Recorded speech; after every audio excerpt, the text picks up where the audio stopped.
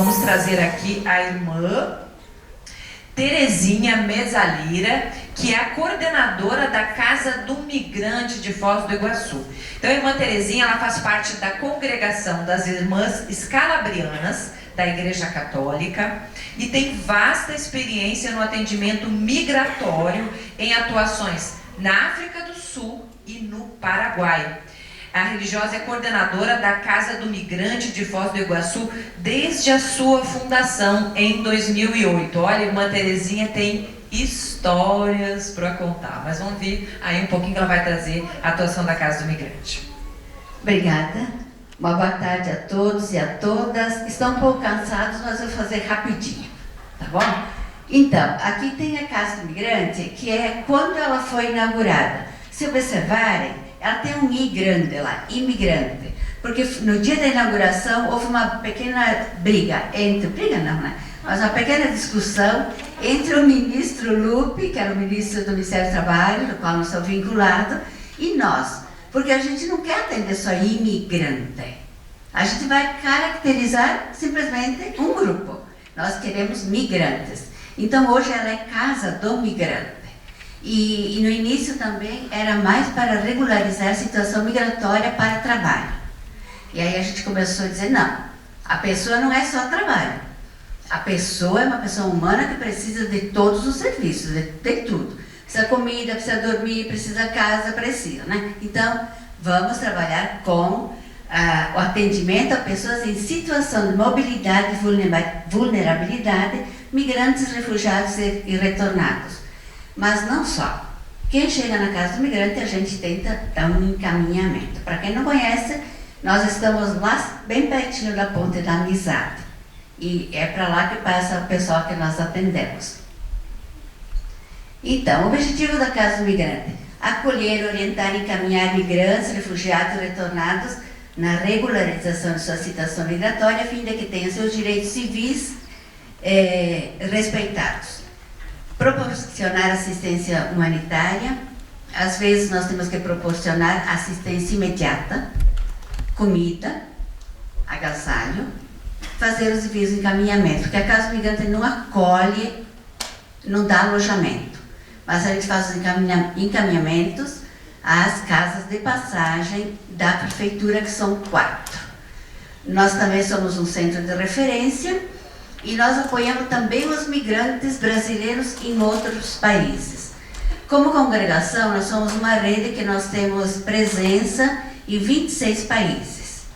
Então, muitas vezes, lá da Espanha, uma irmã liga para mim e diz, olha, eu tenho um brasileiro aqui nessa situação, o que nós fazemos? Lá de Honduras, ontem à noite, uma irmã mandou uma mensagem, nós temos um brasileiro aqui, está em situação irregular, o que nós fazemos? E aí a gente vai dando um jeitinho de ajudar a regularizar a situação. É uma parceria do Ministério do Trabalho, através do Conselho Nacional de Imigração, e da Prefeitura Municipal, através da Secretaria de Assistência Social.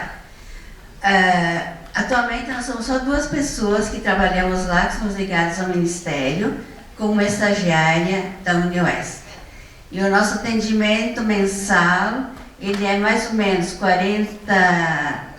40%, 50 e pouco por cento, 53, 55%, presencial. E outro é tudo através do WhatsApp, através dos meios assim. Então, você dá um atendimento às vezes de meia hora para uma pessoa que está lá no Rio Grande do Sul, não sei onde, sem ela estar aqui presente. E conta com a colaboração de muitas entidades. É a Caritas, estagiários das universidades, benfeitores, colaboradores e uma rede pastoral de mobilidade humana, assim como vocês aqui com a Embaixada também. É uma rede organizada que vai sempre mais crescendo. Isso é muito bom. Ela foi inaugurada, então, em junho de 2008. Lá estou eu desde aquela data. E é uma porta de entrada para migrantes, refugiados. Também é considerado um centro de triagem. Por quê? Porque ali a gente... nós não mandamos diretamente a pessoa para um lugar onde ela não deve ir. A gente vê, Polícia Federal é lá, Ministério do Trabalho, vai para o Ministério do Trabalho, Secretaria de Assistência Social, então a gente faz aqueles encaminhamentos. O que as pessoas apresentam para nós? a primeira demanda é a documentação. E eu não sei se é do vosso conhecimento, mas elas vêm a maioria do Paraguai para nós. Mas também nós tivemos um fluxo muito grande de venezuelanos e haitianos também. Mas os paraguaios, por uma por uma história. Essa é uma história de ditadura que nós todos conhecemos. As pessoas são muito submissas ainda. Elas dizem sim, também quando deveriam dizer não. Então nós temos essa dificuldade grande de falta de documentação, especialmente as mulheres. A maioria das mulheres, dos 40 anos para cima, 50, 60, elas não têm um documento de identificação. Elas têm um pedaço de registro de nascimento. Algumas nem registro de nascimento têm. O que o Paraguai fez? Tem uma resolução no Ministério da Justiça, que é onde tem o registro civil, que as pessoas maiores de idade, que não têm nenhum documento, elas se autorregistram. Eu vou lá e digo, eu sou Terezinha Maria Mesalira, nasci de tal dia, de tal lugar. Acabou. Não tem o nome do pai, não tem o nome da mãe. Então elas aparecem com esse registro. A dificuldade que nós tivemos uma vez era da Polícia Federal aceitar essa documentação para poder dar procedimento aos outros processos. Mas depois, agora está tranquilo. Fica sem nome de pai, de mãe, vai adiante. A exploração laboral, que o Dr. Fabrício já falou, a reunião familiar, que é algo assim que corta o coração da gente, porque o pai veio trabalhar no Brasil, ou foi para a Argentina, a mãe está na Venezuela, ou a mãe está lá, não sei, em outro país, e está assim, em 3 lugares. Está na Venezuela, está no Brasil e está na Argentina. E eles querem se juntar. Então, não precisamos nem falar desse tema, porque é algo assim que toca realmente. E a gente não consegue, nós não temos sequer um centavo para a gente conseguir pagar passagem para trazer essas pessoas. Quanto também a dificuldade do visto do país de origem para vir para cá. Então, são todas situações assim que clamam, né? E a gente fala de tráfico de pessoas, mas a gente tem que falar também dessas situações que também são desumanas e que fazem com que a pessoa, às vezes, entre nesse processo de tráfico ou sejam aliciadas, por causa dessas situações também. Vamos lá. Deixa eu ver. Não, volta só um pouquinho, Fagundes, por favor. A última aqui. Nós temos um número elevado de abandono de pessoas especialmente idosas. Pessoas idosas, doentes, às vezes, dos nossos queridos brasileiros que estão no Paraguai, para não dizer outra palavra, vamos usar queridos, né? Que eles trazem no hospital municipal, dão o endereço de qualquer lugar, e aí a avó fica ali, aí tem alta do hospital, daí chama, a assistente social e monta tudo. Aí a gente coloca eles num carro, agora a gente está fizemos isso vários tempos. Eles sabiam dizer aonde eles estavam morando. Mas, se ele levou e abandonou, agora eu levo de volta. O que vai acontecer? Vai abandonar de novo ou vai maltratar, né? Então são situações assim de sofrimento. A busca de hospedagem, você sabe que agora está um pouquinho mais tranquilo. Mas nós tivemos, no início da pandemia, até agora em março, venezuelanos que chegavam, que queriam ir para a Argentina porque a família estava lá e não conseguia. Aí eu tinha que arrumar hospedagem para essas pessoas. Era em garagem, era em igrejas, era nas nossas casas, porque as casas de passagem estavam cheias. Era arrumar assim uma meia aba lá para eles ficarem ali, arruma colchão de um lado, cesta básica do outro, para poder ajudar essas pessoas. Agora está um pouquinho mais tranquilo com a Argentina. A entrada. Só que nós estamos tendo um outro processo mais sério, que são eles vindo para cá por causa da situação de lá. Está chegando muito argentino no Brasil nesse momento também. A busca de orientação, então tem aqueles que não estão trabalhando com carteira assinada, daí já está aqui o Dr. Fabrício também. E as presas sem nenhuma assistência, que já foi comentado também. Nós temos nesse momento 123 estrangeiras presas em Foz do Iguaçu. A gente faz visita lá. A gente faz visita e a gente acompanha, né? Dessas, quase dá para dizer 100% não tem quem as defenda. Então, elas vão ficar lá, até saber Deus quando. Podemos passar? Aqui eu quero distinguir um pouquinho quais são as vítimas de violência, né? Nós aqui nos referimos também àquelas mulheres que elas não têm atendimento público. Nós temos um nível elevado de gestantes, adolescentes, para não dizer crianças, 12, 13, 14, 15 anos, e que elas vêm especialmente do Paraguai, e na nossa saúde ali em Foz do Iguaçu temos uma dificuldade um pouco grande, porque se elas não têm uma situação regular delas, situação migratória, muitas vezes não são atendidas. Embora a gente brigue e diga que é um direito, mas não adianta. Então elas ficam lá. Na hora que estão para nascer o bebê, aí chama a SAMU, sei lá quem, vai, ganha o bebê no hospital. Mas não fizeram acompanhamento. Então nós temos uma série de crianças com problemas, que nasceram com problemas. Essa é a situação. Aquelas que são obrigadas a trabalhar sem carteira assinada, já falamos das empregadas domésticas, que a gente já vê situações lá de meninas que dizem, eu vou para casa a cada 15, minha folga é a cada 15. Elas chegam no domingo, às 6 da tarde, vão sair daqui 15 dias no sábado para casa. Trabalham de 6 da manhã, às vezes até 10 da noite, até meia-noite. Essa é uma situação invisível, porque ninguém quer denunciar, elas também não querem por causa das ameaças, e porque também a gente não pode adentrar no domicílio sem ter uma explícita, né? Ali, a minha água, eu tenho ela aqui, obrigada. Nós, do contrabando de imigrantes e a outra, pode passar, e do tráfico de pessoas, eu não vou falar porque já foi falado, mas eu quero só colocar um exemplo de contrabando de imigrantes. Foi no ano 2019, nós recebemos 5 cubanos, 3 mulheres e 2 homens. Eles vieram com passagem paga. Vocês sabem que se eles entram pela Guiana, pelo Suriname, eles não precisam de visto, porque a Guiana Francesa pode entrar depois nos Estados Unidos diretamente, agora precisa, naquela época não precisava. Vieram passagem paga até Suriname, São Paulo, Estados Unidos. Quando eles chegaram lá, eles se depararam que não tinha passagem não, a passagem era falsa.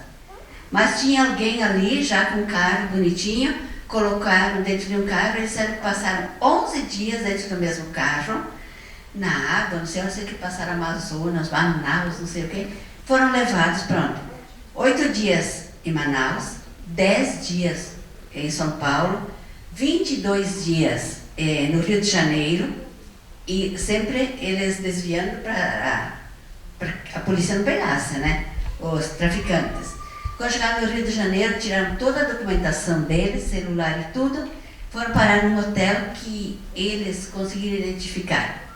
Colocaram no ônibus da Pluma e vieram cair aonde? Na casa do migrante.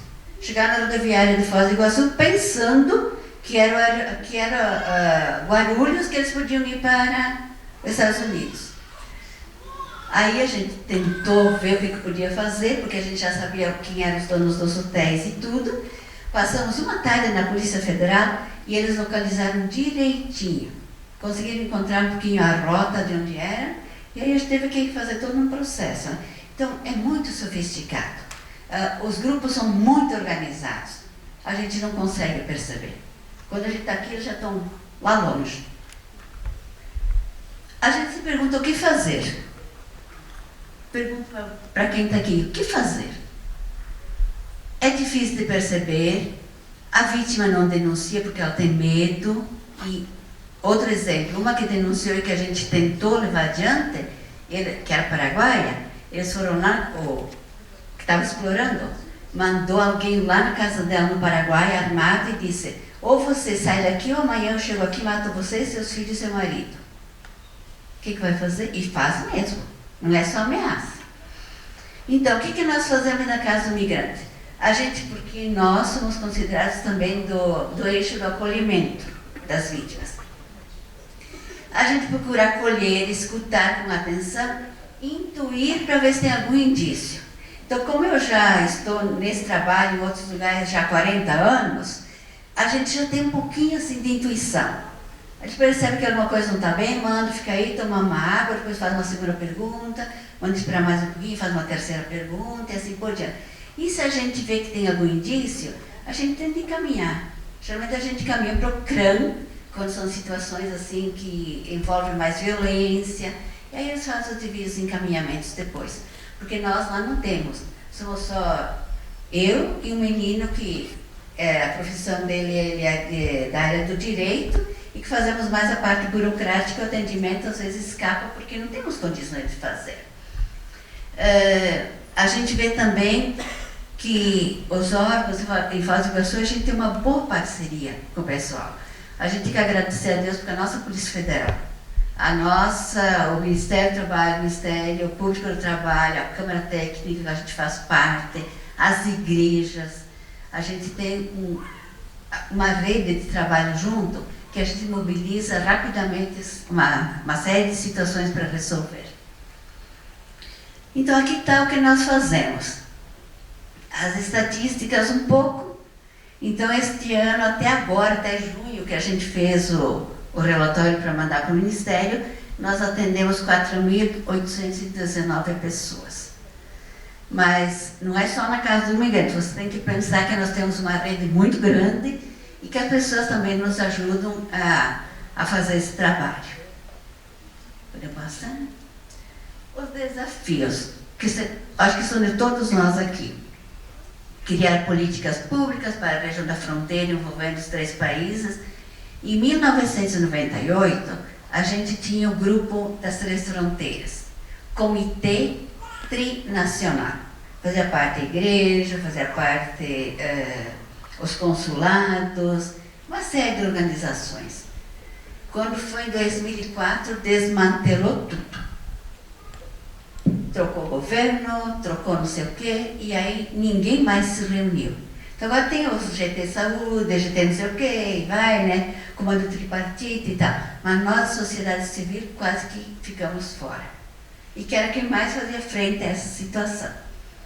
Elaborar programas comuns e garantir o acesso aos serviços básicos, à saúde, educação e inclusão social, ampliar os recursos humanos e ter uma casa de passagem, que a nossa briga é ter uma casa de passagem para os migrantes. Eles são acolhidos nas casas de passagem da prefeitura, do município, mas é onde tem os moradores de rua também. Então o migrante que ele vem numa situação assim de super vulnerabilidade, a gente tem que colocá-los aí porque nós não temos outro ambiente. É o único ambiente que a gente dispõe nesse momento. Os resultados, tem algum resultado também. Maior visibilidade do serviço realizado e abrangência do mesmo, mais respeito para com a pessoa do migrante refugiado, envolvimento de agentes de pastoral, colaboradores, benfeitores, universidades, instituições públicas e civis, e para dar continuidade, então, nesses serviços. Nós temos uma ajuda e uma parceria muito grande com todas as universidades. Isso também é muito bom. Antes, pode deixar o endereço ali, mas antes eu quero fazer uma pequena reflexão. Está faltando um slide que não entrou, mas tudo bem, não tem problema não. Deixa eu tomar uma d'água, aí se alguém quer anotar enquanto o contato. Nós sempre falamos dessa situação do tráfico, da exploração. Para quem domina um pouco a Bíblia, lá no Antigo Testamento, no Gênesis, depois se vocês tiverem curiosidade, o capítulo 37 do Gênesis, vai falar da história de José. Ele foi vendido também. E foi pago para ele. E ele foi levado para um lugar e foi explorado também. Então já naquela época lá, né, que faz alguns aninhos, já existia isso. E no livro seguinte, que é o livro do Êxodo, Moisés está ali, está preocupado com esse povo e tal, porque são explorados mesmo, eles tinham que fazer trabalhos pesadíssimos. Então diz assim, Deus disse, eu vi. Vamos prestar atenção nos verbos. Eu vi. O que Deus viu? Viu a aflição do seu povo. Eu ouvi seus clamores. Ouvi. Eu conheço os seus sofrimentos. Eu desci. Para quê? Para libertá-lo e fazê-lo subir. Então, a minha pergunta, eu me pergunto muitas vezes, eu vejo, eu escuto, será que eu conheço? Os primeiros 2 verbos não são muito complicados, né? A gente vê, muitas vezes a gente vê realmente, o material está ali. A gente escuta muitas vezes, hoje nós escutamos aqui um monte, não escutamos? Mas nós conhecemos? Conhecer é muito mais que saber. Conhecer é se apoderar daquela situação e ver se eu posso fazer alguma coisa. E Deus disse, eu vi, eu ouvi, eu conheço os seus sofrimentos e eu desci.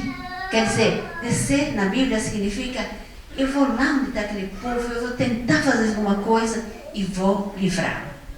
Então, para nós, que fica essa mensagem, né, que a gente só não vê, porque às vezes a gente vê e já é tão normal, mais uma, se torna natural. Ver, ouvir, conhecer, mas também ajudar essa pessoa a sair dessa situação. Muito obrigada e uma boa tarde.